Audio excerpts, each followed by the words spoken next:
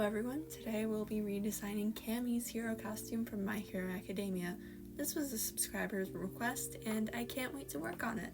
So for starters, Camie doesn't technically have an official hero costume because what we see her in is her school uniform. So what I'm going to be doing is tailoring the school uniform to fit like her, just as a character more, get a little bit more distinct. That way she has something going on and it's not just like a copy of Black Widow suit from Marvel, because looking at it, it looks near identical to Black Widow suit from the first Marvel movie that she's in. If I remember correctly, that's like the first Iron Man movie.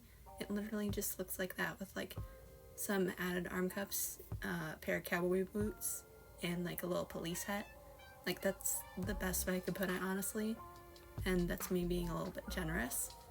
And also, why is it so open on her chest? Like, that has a zipper and extends way past down her navel. How is that zipper staying closed in battle? Or even just like moving around regularly?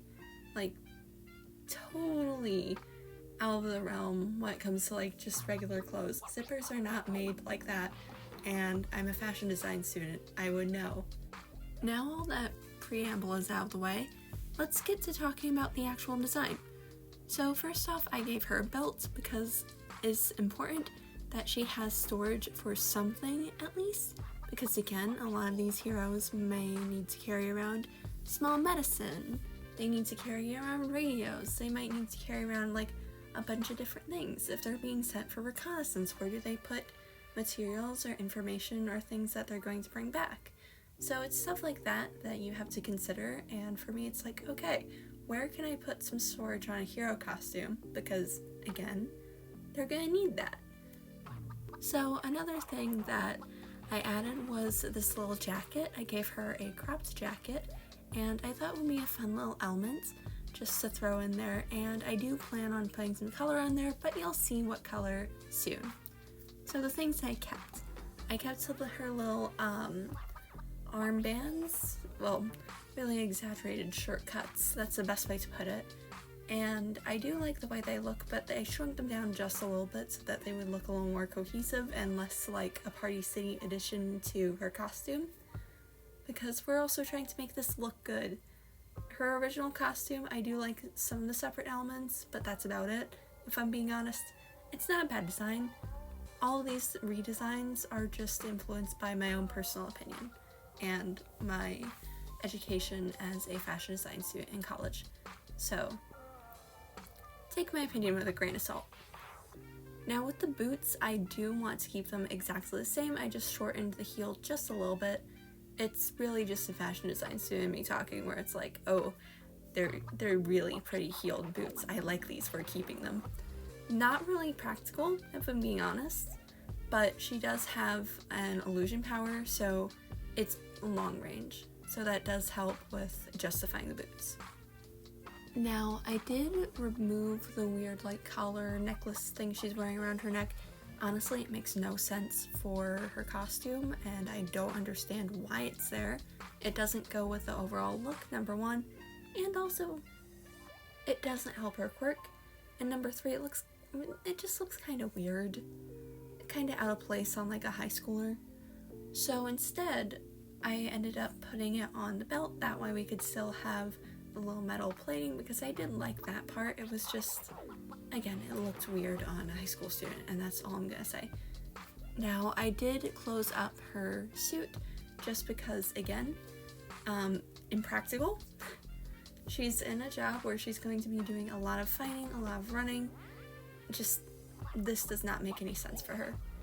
So to avoid slip-ups, I closed it up.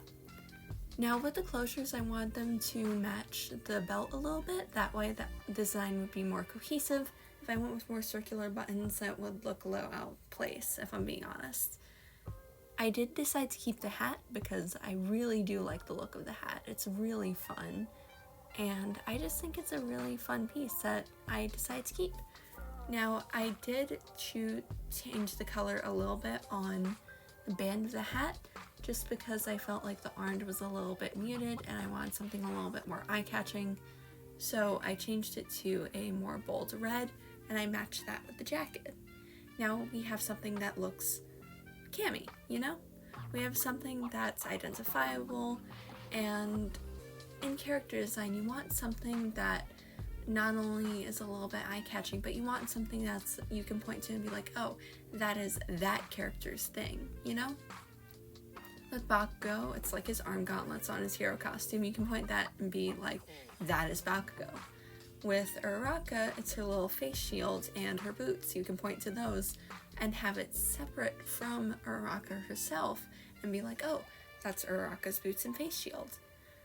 So stuff like that. It's just smaller things that you want to come into consideration just for a stronger character design, in my opinion. And honestly, I really think that Camie could have like some really interesting uses in the hero field. So I wanted to give her something that was both fashionable, practical, and also marketable. Because in my redesigns, I try to remember that in the world of My Hero Academia, these characters basically built a brand off of their hero work. Like, there's whole fan clubs, there's merch, there's like talk shows, there's a lot to do with hero work that's in the marketing department.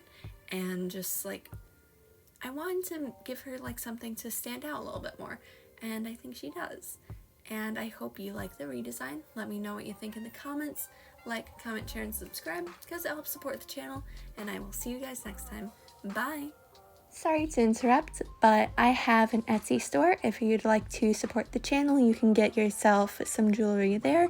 Here's the new Halloween earrings that were just dropped. The store is called Sugar Bread Studio, and it would be amazing if you could at least take a look. Here's an art piece that I made recently. It would really mean a lot if you went over to my Instagram to leave a like on it and just leave a comment. I work really hard on both my videos and my art, so it just really means a lot. And it also just helps me reach more people and get my art seen. So I would really appreciate if you did that.